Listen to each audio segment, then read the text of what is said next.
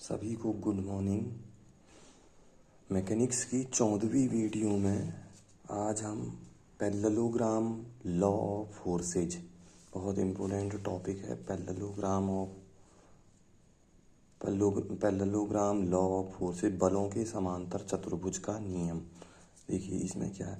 इस नियम के अनुसार यदि किसी बिंदु पर कार्य कर रहे दो बलों को परिमाण व दिशा में एक समांतर चतुर्भुज के दो संलग्न भुजाओं द्वारा निरूपित किया जाए तो उन बलों का परिणामी बल परिमाण व दिशा में समांतर चतुर्भुज के विकर्ण द्वारा निरूपित किया जाता है, जो उन दोनों बलों के कटान बिंदु से होकर जाता है। ठीक है, इंग्लिश में it states that if two forces simultaneously at a point are represented in magnitude and direction by two adjacent sides of parallelogram, their resultant force is represented in magnitude and direction by the diagonal of parallelogram passing through that point।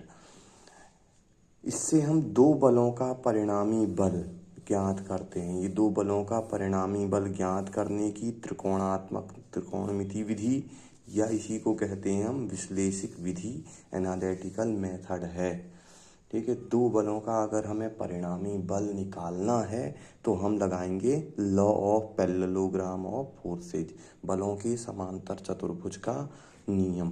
ठीक है, एक बार देख लीजिए आप लोग। Statement है, इस नियम के अनुसार यदि किसी बिंदु पर कार्य कर रहे दो बलों को परिमाण व दिशा में एक समांतर चतुर्भुज की दो आसन्न भुजाओं द्वारा निरूपित किया जाए तो उन बलों का परिणामी बल परिमाण व दिशा में समांतर चतुर्भुज के विकर्ण द्वारा निरूपित किया जाता है, जो उन दोनों बलों के कटान बिंदु से होकर जाता है। स्टेटमेंट सही दिख रहा है। अब देखिए इसका फिगर मैं बना रहा हूँ, वो देखिएगा आप लोग।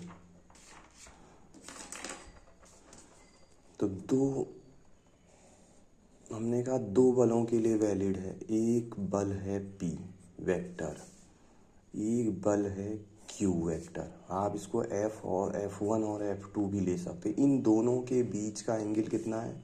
थीटा एंगल है। तो अगर ये थीटा एंगल है तो ये दो भुजाएं जो हैं समांतर चतुर्भुज को निरूपित करेंगी। ठीक है, तो पैरेललोग्राम को रिप्रेजेंट करेंगी। तो पैरेललोग्राम क्या है?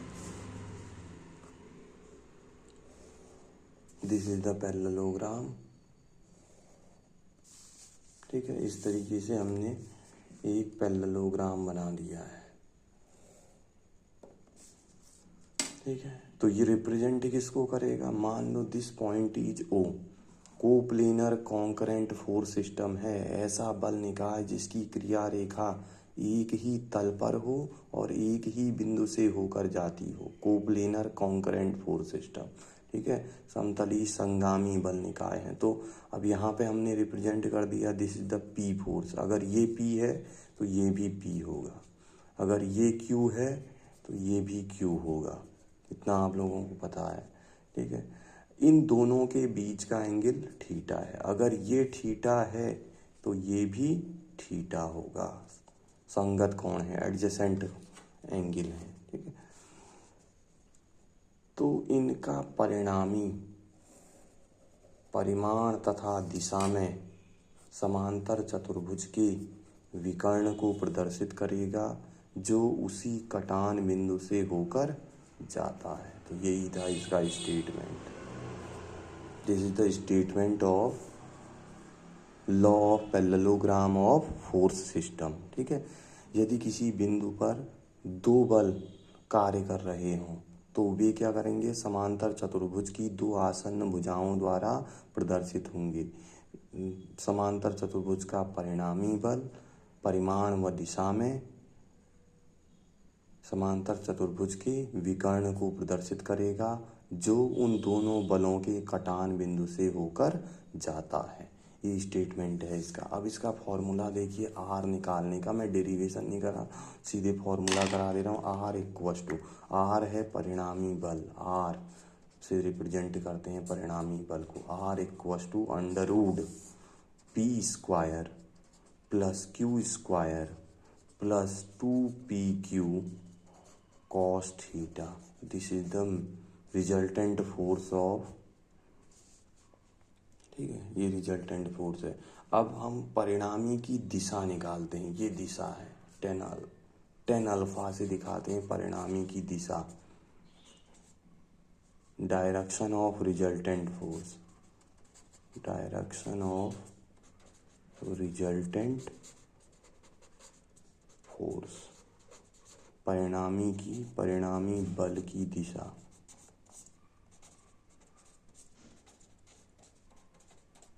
तो परिणामी बल की दिशा tan alpha equals to Q sine theta upon, bracket लगा दीजिएगा, P plus Q cos theta.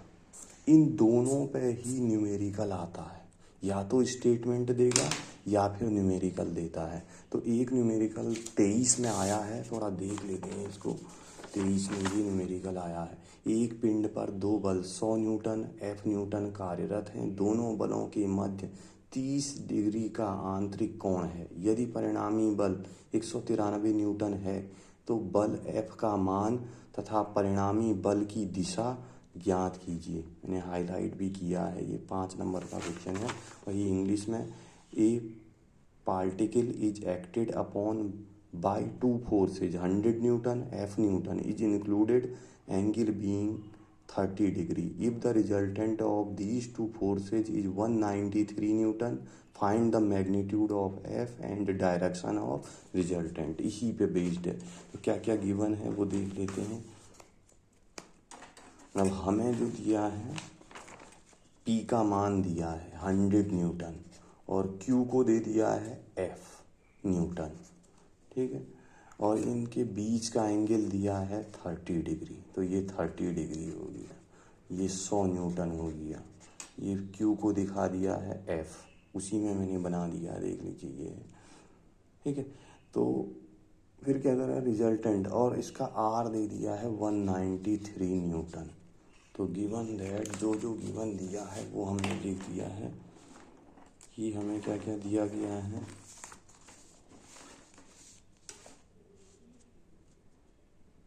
P दिया है 100 न्यूटन, Q दिया है F न्यूटन और R दिया है 193 न्यूटन, ठीक है। ये तीनों दे दिए हैं फोर्स, और इसका थीटा दिया है 30 डिग्री। अगर थीटा 30 दिया है तो हम सीधे फॉर्मूला लगा सकते हैं समांतर चतुर्भुज के नियम से। R square equals to P square plus Q square plus 2PQ cos theta. तो R का वैल्यू कितना है, 193 का स्क्वायर इक्वस टू 100 का स्क्वायर प्लस F का square plus 2 into 100 into F cos 30 degree. अब इसको सॉल्व कर लीजिए कैलकुलेटर से। 193 का होल स्क्वायर कितना, 37.249 into 10 to the power 3 into 100 का स्क्वायर, 100 का स्क्वायर कितना, 10 into 10 to the power 3 plus F square plus 2 into 100 into cos 30। Cos 30 की वैल्यू 173.205, दशमलव के 3 स्थान तक निकालने हैं, ठीक है। अब इसको अगर आप सॉल्व कर रहे हैं तो हम F भी होगा, ठीक है, F भी आएगा यहाँ पे, ठीक है। तो कितना आ जाएगा इसको, 37.249 into 10 to the power 3 minus 10 into 10 to the power 3 equals to F square plus 173.205 F। ये क्वाड्रेटिक इक्वेशन आपके पास आएगी, ठीक है।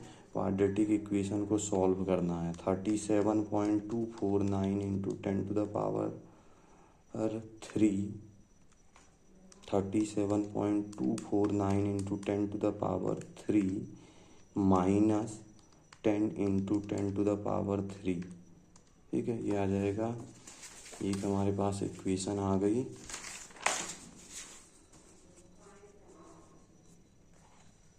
ऐसे F square plus 173.205 F minus 27249 equal to 0। ये क्वाड्रेटिक इक्वेशन आ गई है। इसको आप सॉल्व कर सकते हैं आप सीधे। देखो इसको सीधे सॉल्व, वैसे तो इक्वेशन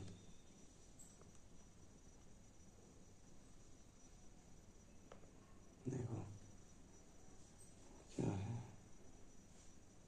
इक्वेशन को सॉल्व करना कैलकुलेटर से ही सॉल्व कर देते हैं। अल्फा एक्स का square plus 173.205 X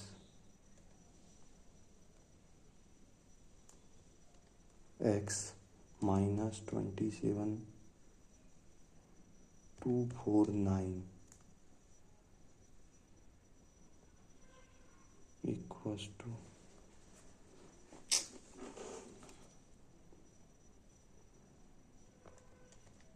x square plus 173.205 X minus 27249 equals to, तो इसको क्वाड्रेटिक इक्वेशन को सॉल्व करना है आपको। X square plus 173.205 alpha X minus 27249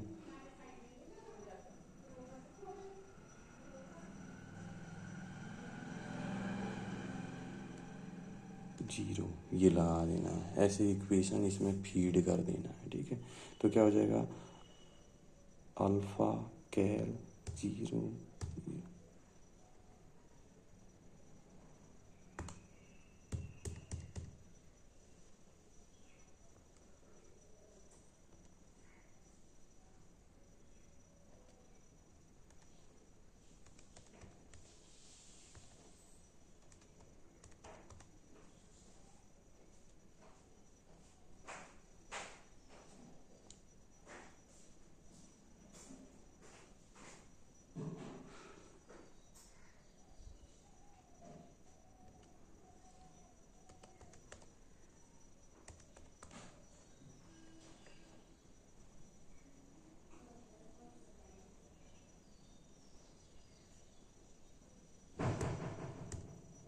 क्या सिंटैक्स है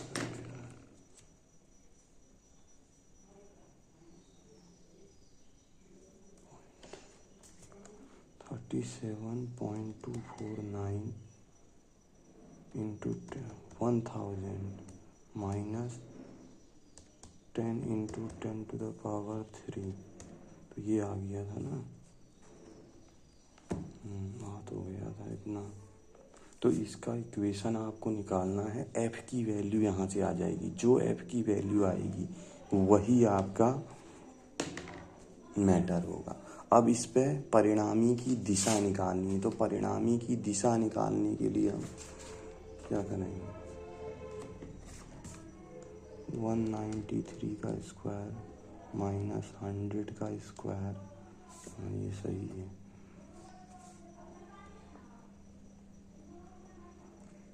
2 इंटू 100 इंटू cos 30, ये भी सही है।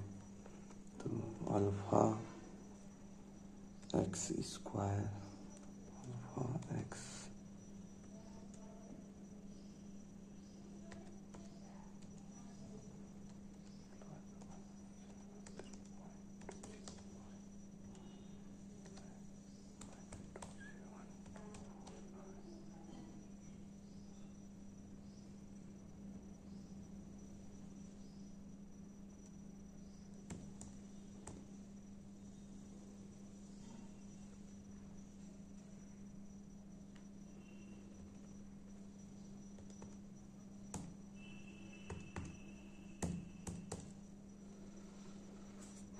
श्रीधराचार्य फॉर्मूला लगा देना या फिर एफ की डायरेक्ट वैल्यू निकाल सकते हैं हम, ठीक है।